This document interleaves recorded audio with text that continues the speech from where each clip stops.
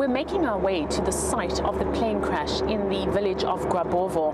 Now, we've just passed a checkpoint of anti-government fighters who we had to convince to let us in. They've warned us that for our own safety, we should not come. We've decided to go.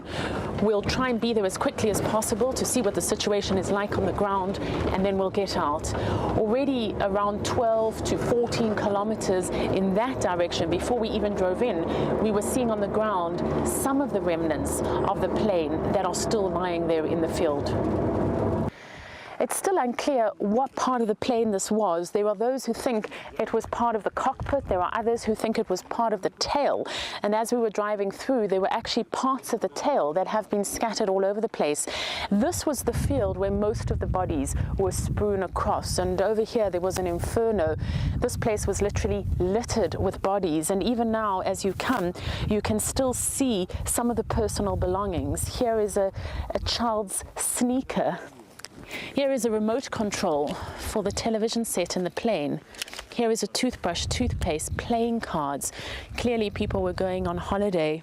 As I say, this place was completely littered with bodies, and although the bodies are no longer here and they were demarcated on the day with white flags, although you don't see any of that, you certainly can see where that tragedy struck.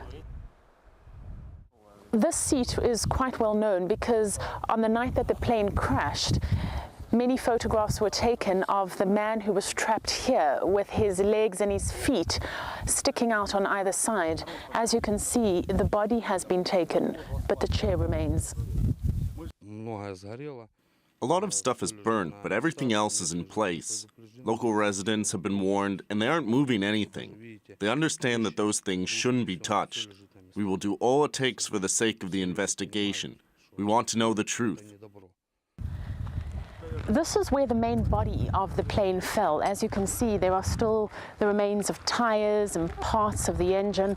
Of course, many people lost their lives here as well, and this debris is not going anywhere.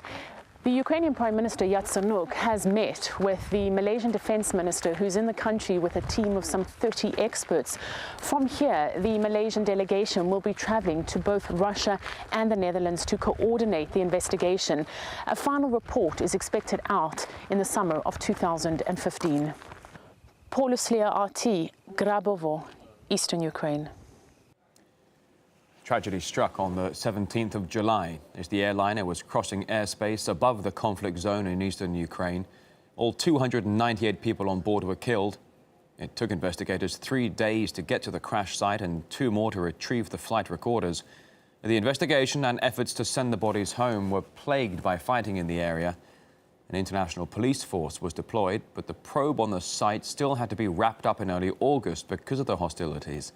The early results are now set to be released. They include information from cockpit voice recordings and the flight data recorder, as well as satellite images and radar readings.